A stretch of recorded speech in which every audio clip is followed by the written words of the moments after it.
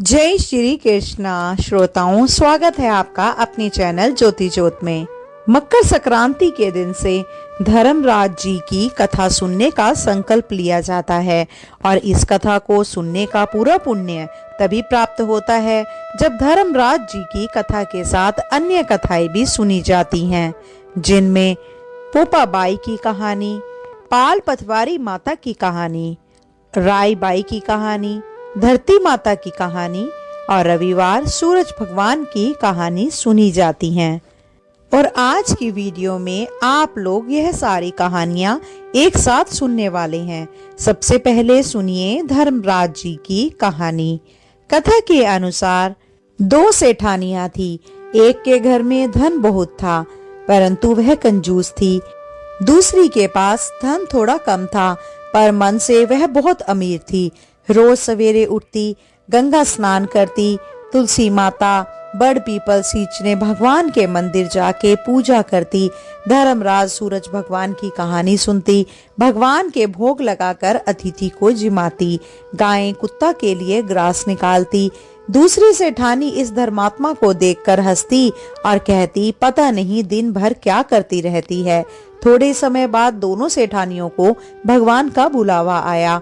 धर्मात्मा सेठानी के तो यमराज जी ने विमान भेजा और दूसरी को दूत मारते ही ले गए। रास्ते में सेठानी बोली, मेरे को भूख लगी है। तो दूत बोले, किसी को कुछ दिया होगा तो मिलेगा। फिर बोली, प्यास लगी है। दूत बोले, किसी को पानी पिलाया तो मिलेगा।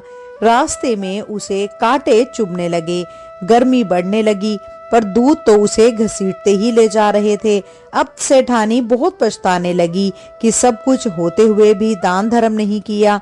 इतने में धर्मराज का दरबार आया। धर्मात्मा बुढ़िया को भगवान के पास सिंहासन मिला और वह उस पर बैठी थी। उधर दूसरी सेठानी को तपते कुंड में डाला गया। अब सेठानी यमराज से बोली, मुझे सवा पहर का जीवन दान दे दो, मैं वापस आकर दंड भोग लूंगी। यमराज बोले, ठीक है। सेठानी के शरीर में वापस प्राण डाल दिए गए।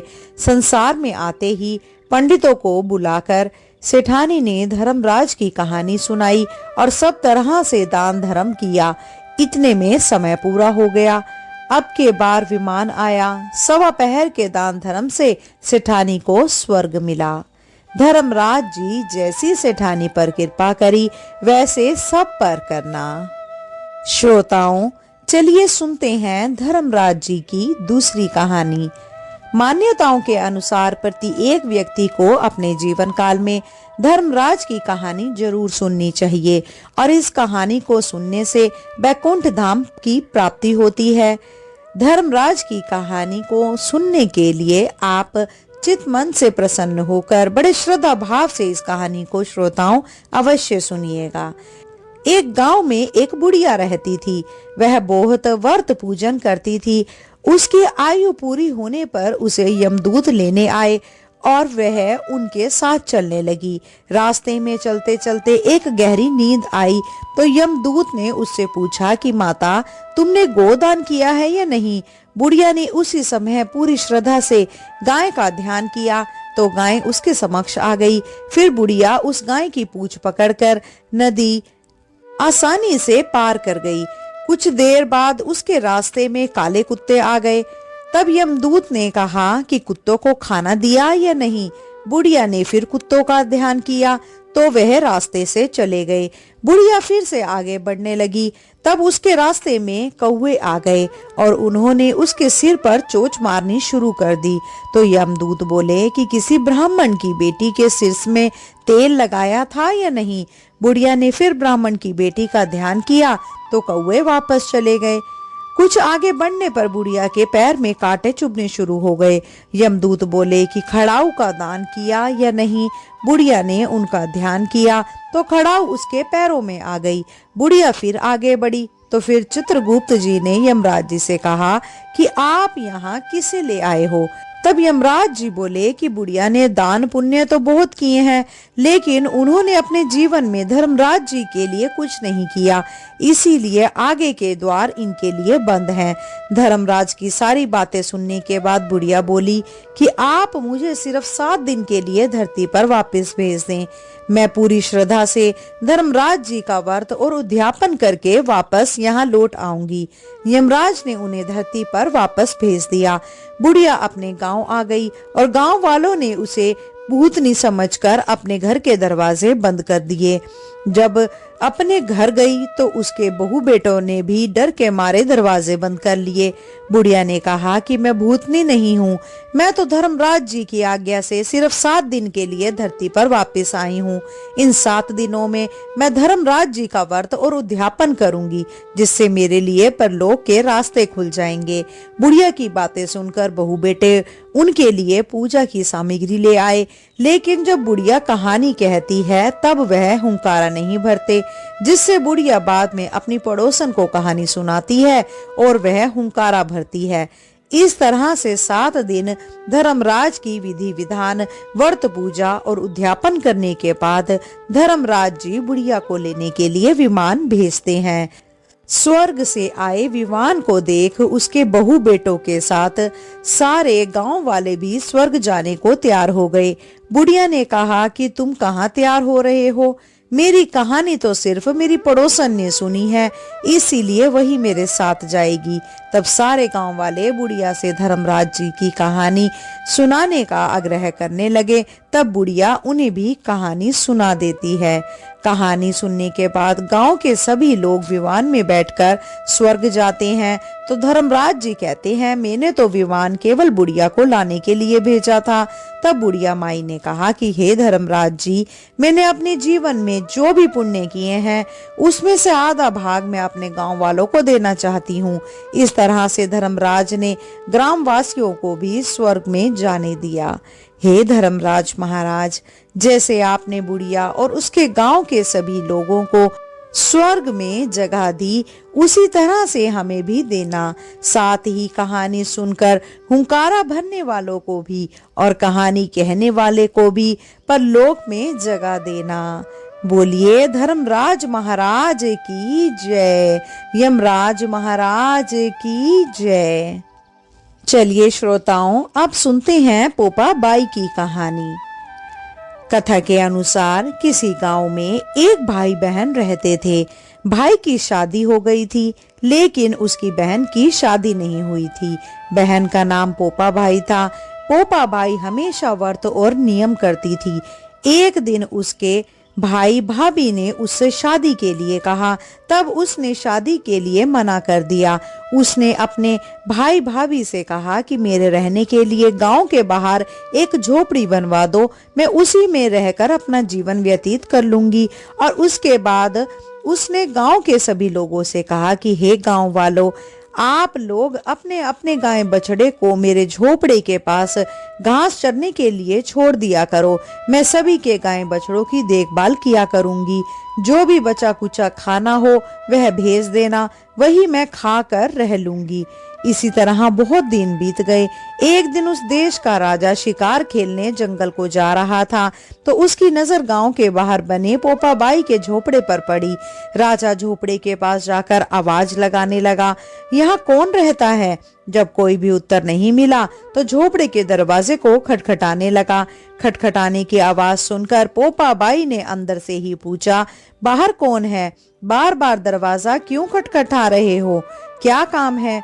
तब राजा ने उत्तर दिया, मैं इस देश का राजा हूँ, मैं तुम्हारे साथ विवाह करना चाहता हूँ। पोपा बाई ने कहा, अपने महल को लौट जाओ, मैं पराये पुरुष का मुख तक नहीं देखती।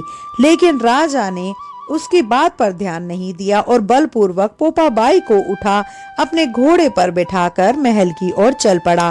पोपा बाई ने राजा को श्राप दिया, हे राजा, तेरा राजपाट सब नष्ट हो जाएगा। महल में पहुंचकर राजा ने अपनी रानियों से सारी बात बताई। पूरी बात सुनकर रानियों ने राजा से अनुरोध किया कि पोपा बाई को सही सलामत उसकी झोपड़ी में छोड़ आए। रानियों के कहे के अनुसार राजा पोपा बाई को उसकी झोपड़ी में छोड़ने चल पड़ा। रास्ते में पाप की नदी आई जिसमें राजा डूब गया। पोपाबाई मृत्यु के बाद धर्मराज के दरबार में पहुंची। वहां धर्मराज ने उसे स्वर्ग का राज दिया। किसी गांव के एक सेठ सेठानी की मृत्यु हुई। वे दोनों मृत्यु लोक से स्वर्ग लोक में आए, लेकिन स्वर्ग का दरवाजा बंद पड़ा था। उन दोनों ने धर्मराज जी से स्वर्ग का द्वार खोलने के लिए विनती करी। तब धर्मराज ने कहा कि इस पर पोपाबाई का राज है। सेठ सेठानी ने कहा, हम पोपाबाई को नहीं जानते।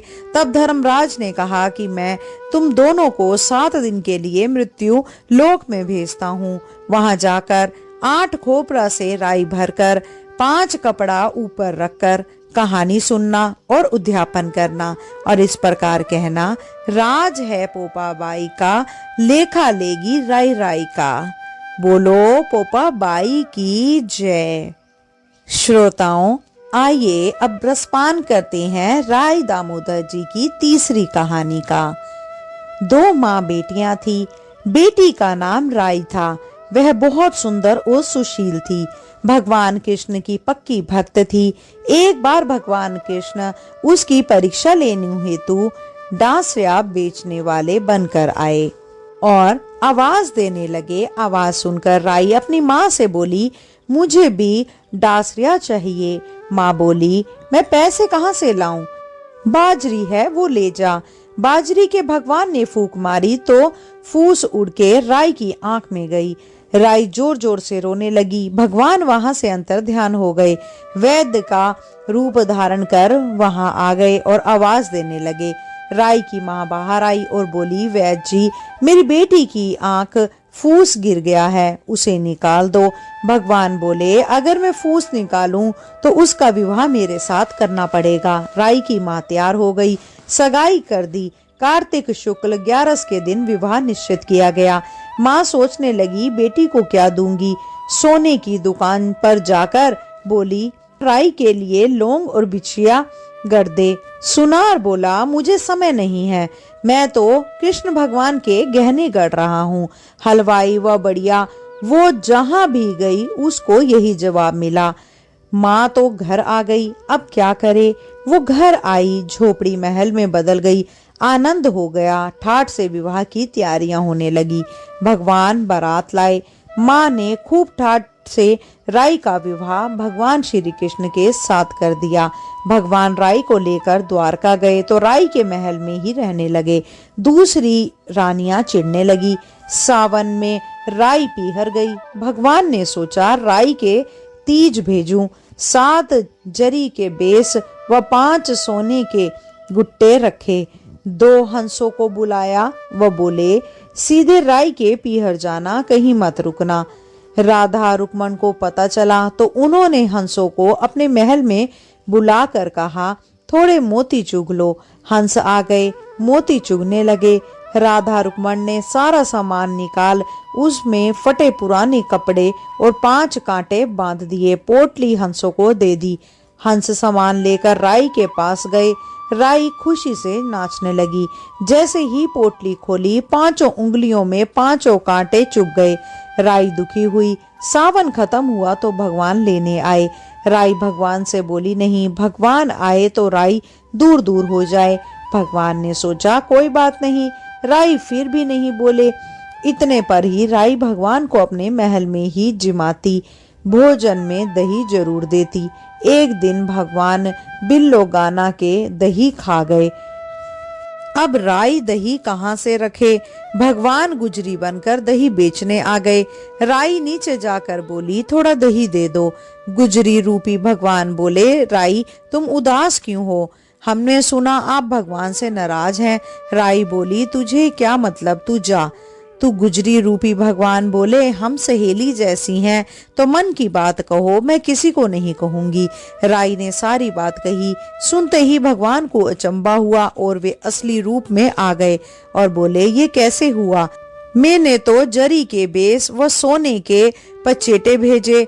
भगवान ने हंसों को बुलाकर पूछा, तुम कहीं रुके तो नहीं? हंस बोला, राधा रुक्मण के महल में रुके और कहीं नहीं रुके। भगवान ने राधा रुक्मण को बुलाया और पूछा, आपने ऐसा क्यों किया? वो बोली, आप हमारे महल नहीं पधारे, इसीलिए हमने ऐसा किया। भगवान बोले, आप हमको प्रेम से बुलाते तो हम जरूर आते।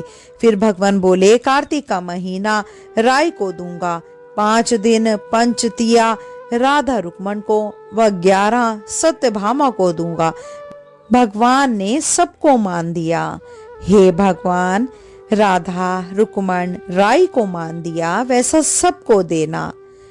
घटती को पूरी कर जो, पूरी का प्राण छोड़ जो, भूल चूक माफ कर जो।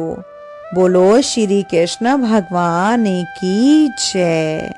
श्रोताओं, आइए रसपान करते हैं तुलसी जी की कहानी के साथ।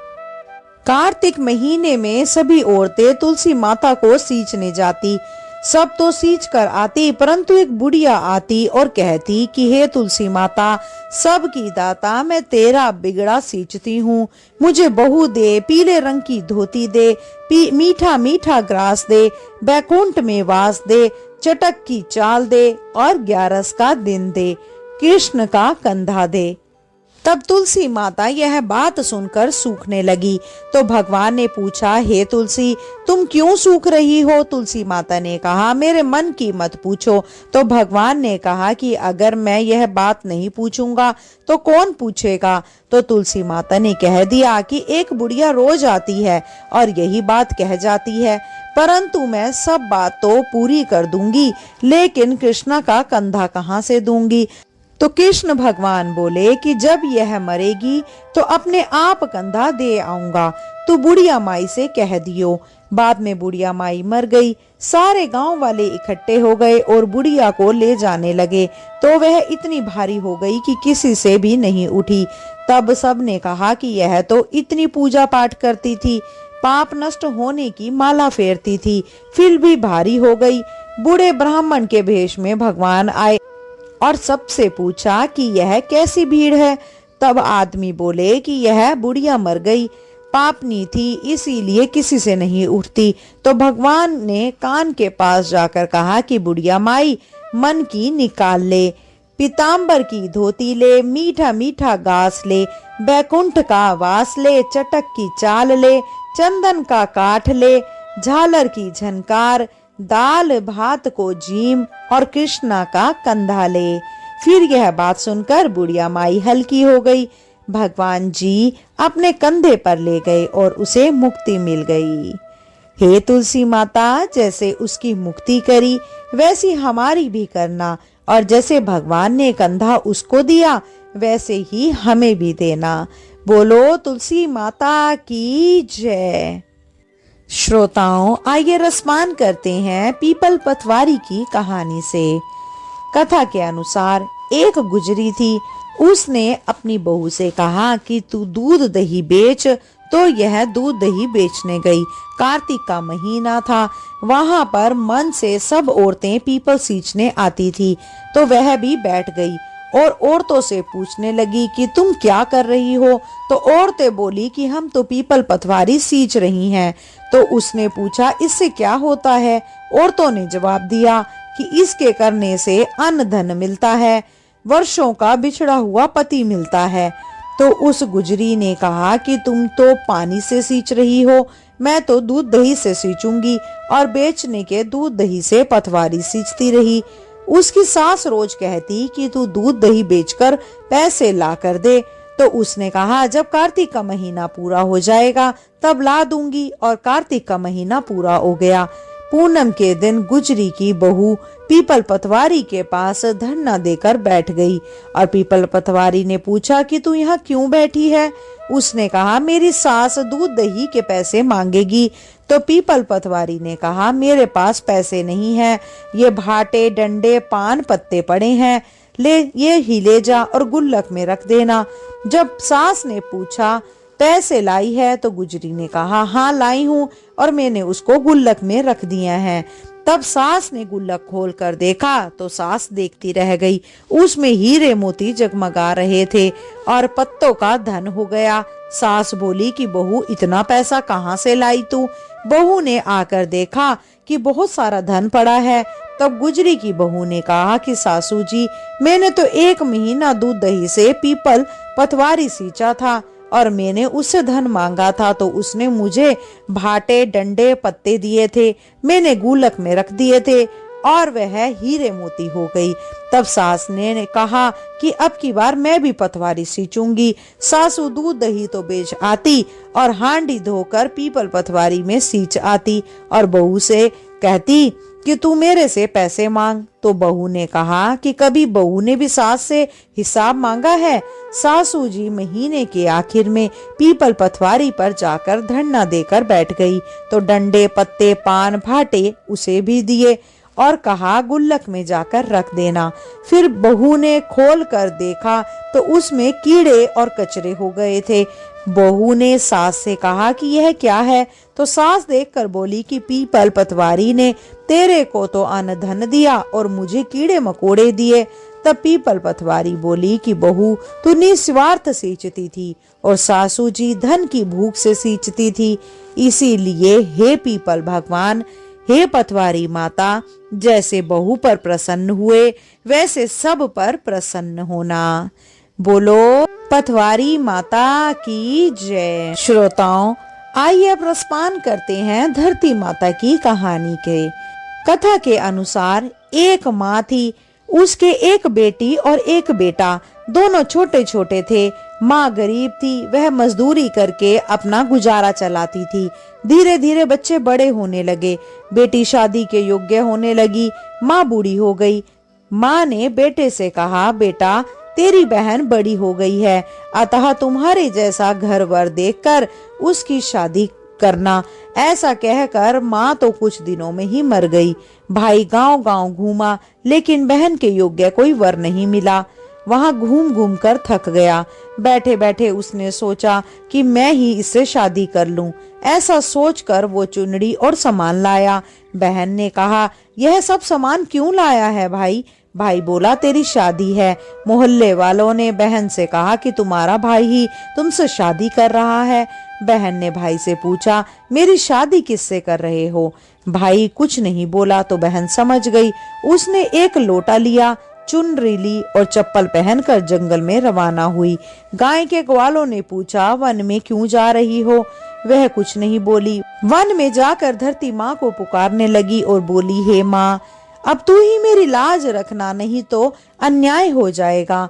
मैं क्या करूं? मुझे अपनी गोद में ले लो, नहीं तो यहाँ पर मर जाऊंगी। धरती माँ फटी तो बहन ने एक तरफ लोटा, चुनरी और चप्पल रख दिए और वह धरती में जाने लगी। इतने में दौड़ता हुआ भाई वन में आया और ग्वाला से पूछा कि उसकी बहन किस तरफ गई। ग्वालों ने कहा, तेरी बहन उधर गई है। वह बहन बहन पुकारता हुआ दौड़ा तो बहन धरती माता के अंदर समा रही थी। थोड़े बाल दिख रहे थे। उसने बहन के बाल मुट्ठी में पकड़े और रोने लगा, बहन तू सत के लिए धरती माँ की गोद में समा गई। मेरी बुद्धि भ्रष्ट हो गई थी। माँ का वचन निभाने के लिए मेरे जैसा कोई वर नहीं मिला, इसीलिए ऐसा विचार आया। पर धरती माँ ने सत्य के लिए बेटी को अपने में समा लिया। जो बाल बाहर थे वो दोब हो गई। श्रोताओं, इसीलिए औरतें कहानी सुनती हैं और लोटा, चप्पल, चुनरी, एक बर्तन में हरे मूंग, एक लड्डू कुंवारी कन्या को देती हैं। उसको धरती माता सुखी रखेंगी। बोलिए धरती माता की जय। श्रोताओं, आइए रसपान करते हैं सूर्य देव की कथा का। कथा के अनुसार सूरज भगवान रोज उठते और जग में प्रकाश देने चले जाते। एक दिन भगवान को लगा कि राणा दे सूती चली जा रही है, तो राणा दे से पूछा कि तुम्हारे मन में क्या है? राणा दे बोली, मेरे मन में खीर खांड के भोजन की इच्छा है। भगवान बोले, मांगा भी तो क्या मांगा, ये तो हम रोज ही खाते हैं। राणा दे बोली, भगवान आप खीर खांड के भोजन जीमते हो, मैं तो खट्टी रब जीमती हूँ। भगवान बोले, राणा दे तुम झूठ बोलते हो, एक जैसा भोजन मेरी माँ हमको देती है। राणा दे बोली, सुबह आप मेरी थाली लेना, मुझे अपनी थाली देना। दूसरे दिन जिमते समय भगवान ने पानी के गिलास को टक्कर देकर गिरा दिया। माता जी बोली, तुम मत उठो, मैं दूसरा गिलास भर देती हूँ। माता जी गए और इतने में भगवान ने थालियां बदल दी। राणा दे जी ने तो जल्दी ही खीर खांड के भोजन कर लिए, पर सूरज भगवान को खट्टी राब भाई नहीं और थाली पर बैठ गए। माता जी बोले, आज इतनी देर क्यों लगी? भगवान बोले, आज तो खीर खांड खट्टी लग रही है। माता जी बोले, राणा दे की थाली आपने क्यों ली? भगवान कहने लगे, माँ, अपने घर में आप 2 जने और मैं जिसमें से भी 2 भात, मैं नियम पालन वाला, और मेरे ही घर में ऐसा होता है तो दुनिया में क्या होता होगा। घर में सबका खाना एक जैसा बनाओ। वहां से वो कुम्हार के गए और बोले, 2 पेट की हांडी किस कुम्हार ने बनाई? रतन कुमार को लगा, आज तो भगवान आए हैं। माँ जी तो 1 टका देती थी, ये 2 टका देंगे। और कुमार बोला, मैंने बनाई। भगवान बोले, आज के बाद 2 पेट हांडी के बनाए तो तेरे सहस्त्र पेट पर दूंगा। कुम्हार बोला, मेरा तो 1 पेट भरना मुश्किल है, सहस्त्र हो गए तो क्या करूंगा? मैं अब 2 पेट की हांडी नहीं बनाऊंगा। इस तरह सूर्य भगवान ने धूपान मिटाई। बोलिए सूर्य देव भगवान की जय। आज के आनंद की जय। श्रोताओं, आइए अब सुनते हैं सूरज भगवान की कहानी, जो कि रविवार के दिन सुनी जाती है। रविवार व्रत की पौराणिक कथा के अनुसार प्राचीन काल में बुधिया रहती थी। वह नियमित रूप से रविवार का व्रत रखती और रविवार के दिन सूर्य उदय से पहले उठकर वह बुधिया सदी से निर्वित्र होकर अपने घर के आंगन को गोबर से लीपकर स्वच्छ करती। उसके बाद सूर्य भगवान की पूजा करते हुए रविवार व्रत कथा सुनती और सूर्य भगवान को भोग लगाकर दिन में एक समय भोजन किया करती। सूर्य भगवान की कृपा से बुधिया को किसी प्रकार की कोई चिंता, कोई कष्ट नहीं था। धीरे धीरे उसका घर धन धान्य से भर गया था। उसे बुधिया को सुखी होते देख उसकी पड़ोसन उससे जलने लगी। बुधिया ने कोई भी गाय नहीं पाल रखी थी, इसीलिए वह अपनी पड़ोसन के आंगन में बंधी गाय का गोबर लाती थी। पड़ोसन ने कुछ सोचकर एक दिन अपनी गाय को अपने घर के भीतर बंद कर दिया और रविवार को गोबर न मिलने से बुधिया अपना आंगन लीप ना सकी। आंगनबाड़ी के कारण उस बुढ़िया ने उस दिन सूर्य भगवान को भी भोग नहीं लगाया और खुद भी भोजन नहीं किया। सूर्य अस्त होने पर बुधिया भूखी प्यासी हो गई। प्रातः काल सूर्य देव से पहले उसे बुधिया की आंख खुली तो वह अपने घर के आंगन में सुंदर गाय और उसके बछड़े को देखकर हैरान हो गई। बुधिया ने जल्दी से उसे आंगन में बांधकर उसको चारा खिलाया। पड़ोसन ने उसे बुधिया के आंगन में बहुत ही सुंदर गाय और बछड़े को देखा तो वह उससे और अधिक जलने लगी। तभी से गाय सोने का गोबर कर दिए लगी।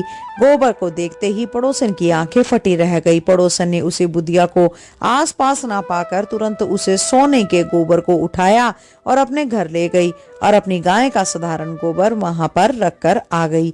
सोने के गोबर से पड़ोसन कुछ ही दिनों में धनवान हो गई और उसके बाद हर दिन सूर्य देव से पहले सोने के गोबर किया करती और बुधिया के उठने से पहले ही वह चालाक पड़ोसन उसे गोबर को उठाकर ले जाया करती। कुछ दिनों तक बुधिया को सोने के गोबर के बारे में कुछ भी नहीं पता चला।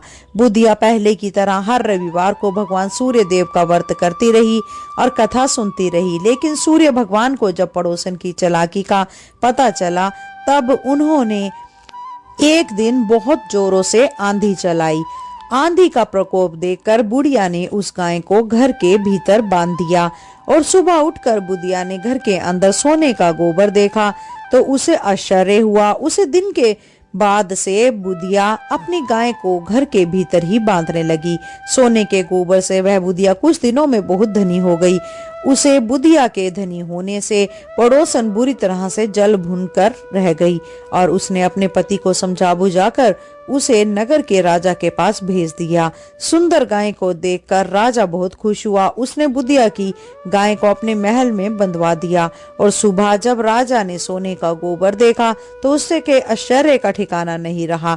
उधर सूर्य भगवान ने भूखी प्यासी बुधिया को इस तरह प्रार्थना करते देखा तो उसे पर बहुत दया आई और उसे रात में भगवान ने राजा को सपने में कहा, राजन, बुधिया की यह गाय और बछड़ा तुरंत लौटा दो, नहीं तो तुम पर विपत्तियों का पहाड़ टूट पड़ेगा, तुम्हारा यह महल नष्ट हो जाएगा। सूर्य भगवान के स्वप्न से बुरी तरह डरकर राजा ने प्रातःकाल उठते ही गाय और बछड़े को लौटा दिया और राजा ने बहुत श्रद्धा देकर बुधिया से अपनी गलती के लिए क्षमा मांगी। राजा ने बुधिया की पड़ोसन और उसके पति को इस कार्य के लिए दंड भी दिया। फिर राजा ने पूरे राज्य में घोषणा कराई कि सभी स्त्री पुरुष रविवार का व्रत किया करें। रविवार का व्रत करने से सभी लोगों के घर धन धान्य से भर जाते हैं और राज्य में चारों ओर खुशहाली छा जाएगी। स्त्री पुरुष सुखी जीवन व्यतीत करने लगेंगे और सभी लोगों के शारीरिक कष्ट भी दूर हो जाएंगे। हे सूर्य भगवान, जैसे आपने उस बुधिया का घर धन धान्य से भरा, उसी तरह से इस कथा को कहने, सुनने और हुंकारा भरने वाले सभी भक्तों के घर भरना। प्रेम से बोलिए सूर्य भगवान की जय। श्रोताओं, अगर मेरे द्वारा सुनाई गई यह कथाओं का रसपान आपने किया हो और आपको आनंद की अनुभूति हुई हो तो कृपया करके वीडियो को लाइक और शेयर अवश्य करें। साथ ही अगर आप चैनल पे नए हैं तो चैनल को सब्सक्राइब अवश्य करें। आज के लिए इतना ही। शीघ्र मिलते हैं नई वीडियो और नई जानकारी के साथ। जब तक के लिए जय श्री कृष्णा, राधे राधे।